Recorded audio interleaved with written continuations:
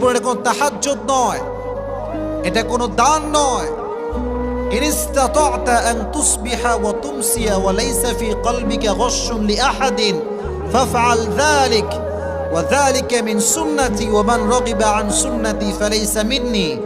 নবীজি বলেন আমার জীবনের সবচেয়ে বড় সুন্নাত আমল হচ্ছে তুমি এক রাত কিংবা একটা দিন এমন ভাবে অতিবাহিত করবে যে তোমার হৃদয়ে কারোর জন্য কোনো হিংসা বিদ্বেষ থাকবে না।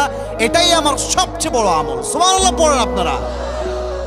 একজন সাহাবী যে সবাইকে মাফ করে দিত, নবীজি তার ব্যাপারে দুনিয়াতে তিনবার জান্নাতের সুসংবাদ দান করেছে। রংপুরের ভাইদের সুবহানাল্লাহ তো আসতে তো হইতে পারে না, জোরে সোরে সুবহানাল্লাহ পড়তে হবে তো। এজন্য আজ থেকে মাফ করব, রাজি আছেন তো ইনশাআল্লাহ?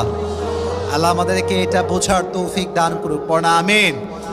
আর আসলে ভাই রাস্তাঘাটের ব্যাপার অনেক কষ্টে থাকি।